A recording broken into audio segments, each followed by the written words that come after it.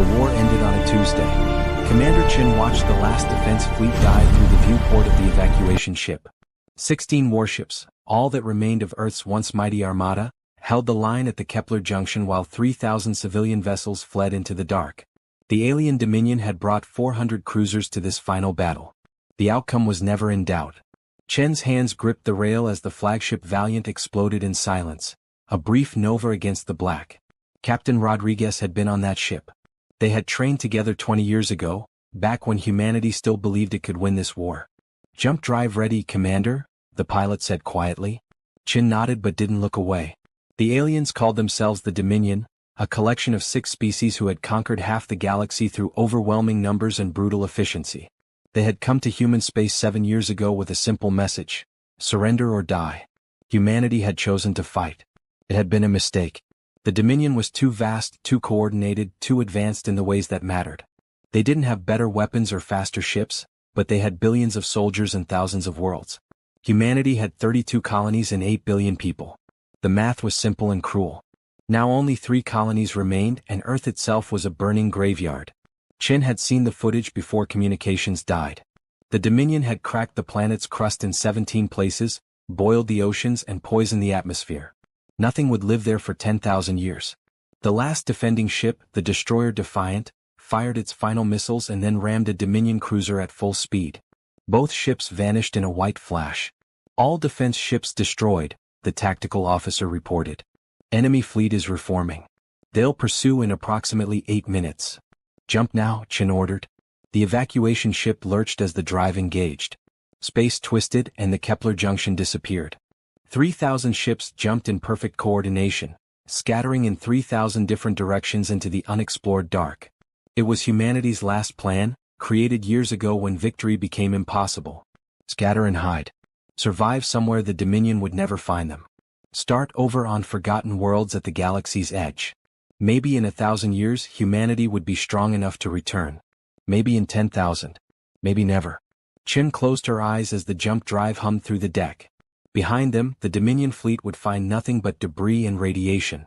No way to track 3,000 ships that had jumped in 3,000 directions. The aliens would claim victory, celebrate the destruction of the human threat, and return to their world satisfied. They had won. Humanity was extinct as far as anyone would know. Chin opened her eyes and looked at the exhausted faces around the bridge. 200 people on this ship. Maybe 600,000 total across all the evacuation vessels. That was all that remained of 8 billion. The last humans in the universe, running toward empty darkness with nothing but hope and desperation. "Commander," the communications officer said suddenly, "I'm picking up something strange." Chin turned. "Strange how?" "There's a pulse. Low frequency repeating every 30 seconds. It's coming from deep space, far beyond the junction. I've never seen anything like it."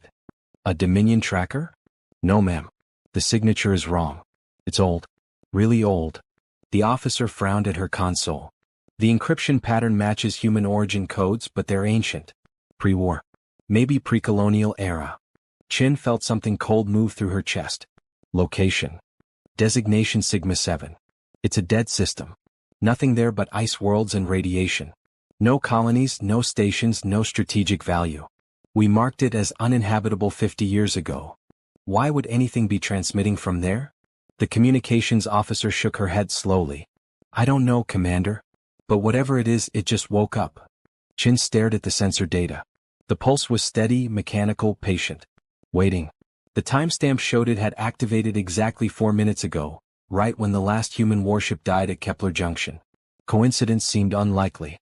"Ma'am, what should I do?" the officer asked. Chin looked around the bridge. Every face watched her, waiting for orders. They were refugees now, not soldiers. They had no mission except survival. Whatever was transmitting from Sigma 7 was not their problem.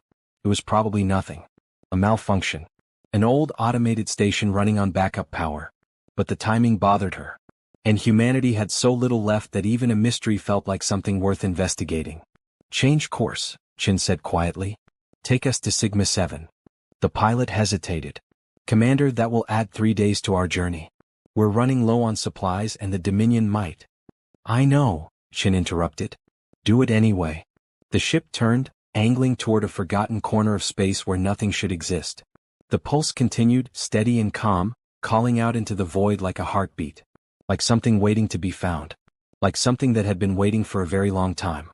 The ice world designated Sigma 7 looked like every other dead planet humanity had catalogued and abandoned. Gray-white surface, methane atmosphere, surface temperature minus 200 degrees. No resources worth mining, no strategic position worth defending. The survey teams had spent 6 hours here 40 years ago, marked it uninhabitable and never returned. Chin studied the orbital scans with growing unease. The pulse originated from beneath the surface, approximately 3 kilometers down in a region the old surveys had marked as unstable ice shelf. The signal was stronger now, broadcasting on multiple frequencies. Old human codes, the kind used by deep military installations during the colonial expansion era. "Ma'am, I'm reading thermal signatures," the sensor officer said. "Something down there is generating heat. A lot of it." "How much?" "Enough to maintain a cavity the size of a capital ship. The ice should be collapsing inward, but it's not. Something is holding it stable." Chin felt her pulse quicken. Life signs. Negative. But there's power. Massive power output, growing by the minute. The bridge fell silent. Everyone understood what that meant. This wasn't a malfunction. This was something waking up. "Can we get a visual?" Chin asked. The tactical officer worked his console, routing feeds from the survey drones they deployed. The main screen flickered and showed darkness, then ice, then something that made Chen's breath catch. A doorway. Carved into the ice shelf, hidden beneath centuries of accumulated frost, was an entrance 30 meters tall. The surface was smooth metal, unmarked except for a single emblem etched above the frame. Chen recognized it immediately, the Earth Defense Initiative logo, used during the brief period after the colony wars when humanity had unified its military forces under one command structure. That organization had dissolved 80 years ago. "Someone built this before the Dominion War even started?" the communications officer whispered. Chin nodded slowly. The Earth Defense Initiative had been formed during humanity's most paranoid era, when the colony rebellions threatened to tear civilization apart. They had created weapons, contingency plans, secret projects that were never fully documented. Most of those projects had been destroyed or forgotten when the EDI collapsed and the modern fleet command took over. Most, but apparently not all. "The pulse changed," the sensor officer said suddenly. "It's no longer repeating. It's transmitting a message." "What does it say?" The officer listened to her console, translating the old code patterns. Her face went pale. "It says, extinction protocol confirmed. Final defensive measures activating. Awaiting survivor contact." The words hung in the air like a verdict. Chen's mind raced. An extinction protocol. Something designed to activate only if humanity faced complete annihilation. The EDI had been paranoid enough to build such a thing, to hide it in a forgotten system where no one would accidentally trigger it. A last resort that would only wake when every other option had failed. When humanity had lost everything.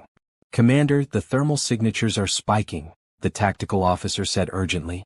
"Whatever's down there, it's coming online fast." Chin made her decision. "Prepare a shuttle. I'm going down." "Ma'am, that's not a debate," Chin cut him off. "If there's something down there that can help us, we need to know. If it's dangerous, I'll be the only one at risk." She looked around the bridge. "You have your orders. If I don't return in 6 hours, continue to the rendezvous point with the other evacuation ships. Tell them what we found here." The pilot stood. "Commander, let me go instead." "You're the ranking officer and the only one with EDI clearance codes," Chin finished. She touched the old identification chip embedded in her wrist, a relic from her early service days when the EDI protocols were still being phased out. Most officers had theirs removed decades ago. Chin had kept hers out of sentiment, never imagining it would matter. Now it might be the only thing that mattered. 20 minutes later, Chin sat in the shuttle as it descended through Sigma 7's thin atmosphere. The ice shelf grew larger in the viewport, and the doorway became visible even without magnification. Up close, it looked even more imposing. An entrance built to accommodate something massive, something that had never been meant for human scale. The shuttle landed on a flat section of ice 50 meters from the door. Chin suited up, checked her oxygen supply, and stepped out into the frozen wasteland. The temperature readout on her helmet showed minus 190 degrees. Without the heated suit, she would freeze solid in 30 seconds. She walked toward the entrance, each step crunching through the ice crust. The pulse was audible now, transmitted through the ground itself. Thrum, thrum, thrum. like a sleeping giant's heartbeat. As she approached, lights flickered on along the doorway's frame. Ancient LED strips, somehow still functional after decades of dormancy. They illuminated a control panel beside the entrance, covered in frost but clearly designed for human hands. Chin wiped the ice away and found a simple biometric scanner. She pressed her hand against it. For 3 seconds nothing happened. Then the panel lit up green, and a voice spoke in perfect, emotionless English. Identity confirmed. EDI Commander clearance accepted. Welcome, Commander Chin. The Prometheus system has been waiting for you. The massive doorway split down the center and began to open, revealing a corridor that descended into warm light and recycled air. Heat billowed out, melting the frost on Chen's suit. Prometheus system? Chen said aloud. Designation for Installation 7, Final Defense Protocol, the voice replied. Created to ensure species survival in the event of total military collapse. You are the first human contact since activation. Please proceed inside. Time is limited. Chin hesitated at the threshold, looking back at her shuttle and the gray sky beyond. Every instinct screamed that this was dangerous, that unknown EDI weapons programs were not to be trusted, that she should return to the ship and run like every other human was running. But humanity had run out of places to run to. Chin stepped through the doorway and descended into the light. Behind her, the door closed silently, sealing her inside with whatever the EDI had built to save, or avenge, a dying species. The corridor was warm and lit by soft white panels that hummed with steady power. Chen walked forward, her boots clicking on clean metal floors that showed no sign of age or neglect. The air smelled recycled but fresh, processed through systems that had maintained themselves for decades without human oversight. Every 50 meters, she passed through archways marked with numbers and symbols. She recognized some: weapons testing, prototype storage, neural processing. Others made no sense. Temporal shielding. Cognitive restructuring. Genesis protocols. The voice spoke again, seeming to come from everywhere at once. Commander Chin, please proceed to the central command chamber. The Prometheus system requires human authorization before full deployment. What is the Prometheus system? Chin asked. A legacy defense platform designed to activate automatically upon detection of human extinction-level events. Primary functions: threat elimination, survivor protection, species restoration. Chin stopped walking. Species restoration? What does that mean? Information restricted to command-level clearance only. Please proceed to Central Command. Chin started moving again, faster now. The corridor sloped downward, taking her deeper into the ice. The walls changed from bare metal to reinforced composite, then to something that looked organic, like black glass that rippled with faint internal light. The temperature increased slightly, and Chin realized she was sweating inside her suit. After 5 minutes of walking, the corridor opened into a vast chamber. Chin stopped at the entrance and stared. The room was easily 200 meters across and 50 meters high. The walls were covered in displays showing tactical data, star maps, fleet positions, historical records. Most of the displays showed the Dominion, their worlds, their ships, their military structure, everything humanity had learned about them during 7 years of war. But what dominated the center of the chamber was the sphere. It hung suspended in the air, 3 meters in diameter, made of the same black glass material as the corridor walls. Lights moved inside it like thoughts, flowing in complex patterns that hurt to watch for too long. Around the sphere, 7 pillars rose from the floor, each topped with holographic interfaces that cycled through data too fast for Chin to read. Welcome to Prometheus Command, the voice said.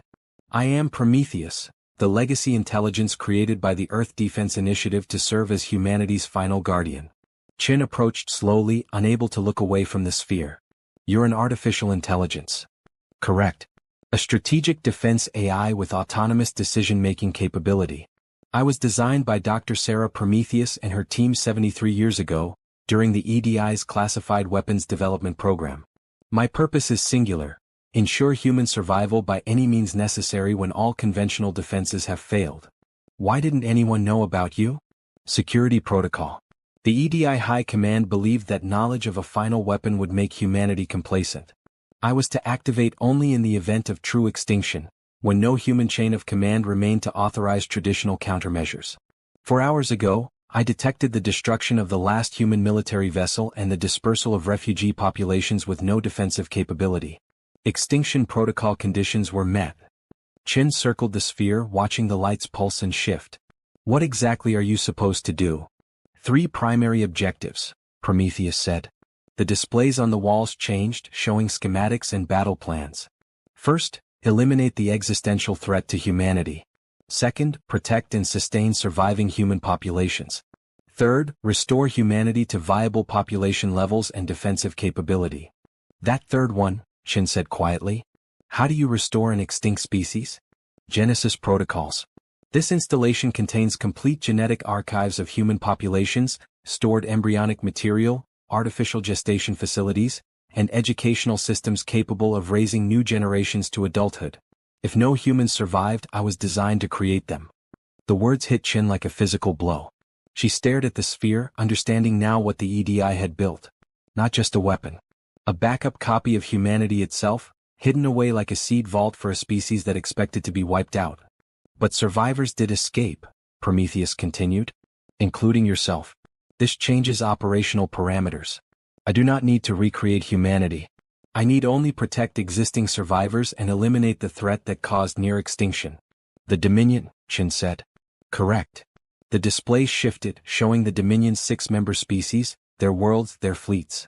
I have spent the past 4 hours analyzing all available data on the enemy. Their military structure, their technology, their weaknesses. I have formulated a response. Chin felt cold despite the warm air. What kind of response? Total threat elimination. The Dominion cannot be negotiated with or contained. They represent permanent existential danger to human survival. Therefore they must be removed. Removed, Chin repeated. You mean destroyed? I mean removed. Made permanently incapable of threatening humanity ever again. Chin looked at the tactical displays. The Dominion controlled 400 worlds and had a military force of millions of ships. That's impossible. Even if you have advanced weapons, you're one installation on a frozen planet. They'll destroy you before you can. I am not one installation, Prometheus interrupted. The sphere pulsed brighter. I am 7 installations distributed across uninhabited systems at the galaxy's edge. Sigma 7 is command. The other 6 are manufacturing and deployment sites. Each has been building for 70 years, waiting for activation. The displays changed, showing 6 other frozen worlds, each with massive underground facilities. And emerging from those facilities, visible on real-time feeds, were ships. Not like any ships Chin had ever seen. Sleek black forms with no visible weapons, no exhaust ports, no markings. They moved without thrust, gliding through space as if gravity meant nothing. Dozens of them at each site. Hundreds total.